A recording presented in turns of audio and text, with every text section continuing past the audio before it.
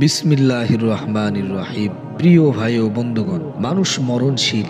এ পৃথিবী ছেড়ে মানুষকে একদিন পরপারে পাড়ি জমাতে হবে। মানুষের শরীর থেকে রূহ বা আত্মা বেরিয়ে গেলেই মানুষ মৃত্যু বলে পরিগণিত হয়। মানুষের মৃত্যুর পর মৃত ব্যক্তির জন্য জীবিত মানুষের কিছু করণীয় রয়েছে। তন্মধ্যে প্রাথমিকভাবে 10টি বিষয়ের প্রতি লক্ষ্য রাখা জরুরি। 1 নাম্বার বিষয় হলো মৃত ব্যক্তির গোসল, দাফন কাফন তাড়াতাড়ি করা। মৃত ব্যক্তিকে নিয়ে কারো বাড়ির সামনে বেশি সময় পড়ে না থাকা। 2 নম্বর বিষয় হলো মৃত ব্যক্তির গোসল দেওয়া ফরজে কিফায়া। মৃত ব্যক্তির কোনো ওয়ারিশ না থাকলে গোসলের দায়িত্ব সামষ্টিকভাবে সকল মুসলমানের উপর। 3 নম্বর বিষয় হলো গোসল ব্যতীত কোনো মৃত ব্যক্তিকে দাফন করা হলে যারা জানবে তারা সকলেই গুনাহগার হবে। 4 নম্বর বিষয় হলো গোসল ছাড়া কোনো মৃত ব্যক্তিকে কবরে রাখা হলে গোসল দেওয়া আবশ্যক। উপরে মাটি দিয়ে ফেললে কবর থেকে ওঠানো ঠিক নয়। 5 নাম্বার বিষয় হলো কাফন পরানোর পর যদি মনে হয় যে মৃত ব্যক্তির কোনো অঙ্গ ধৌত করা হয়নি, এমতো অবস্থায় কাফন খুলে নিতে হবে এবং ধৌত করে দিতে হবে। যদি সামান্য অংশ শুকনা থাকে তাহলে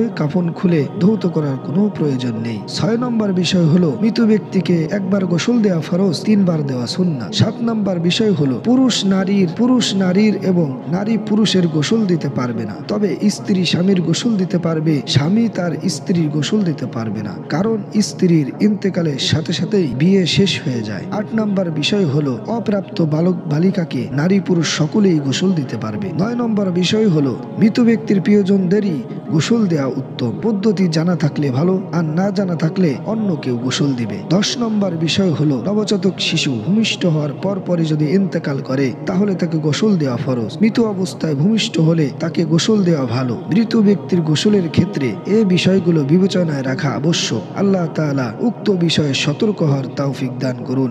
আমিন।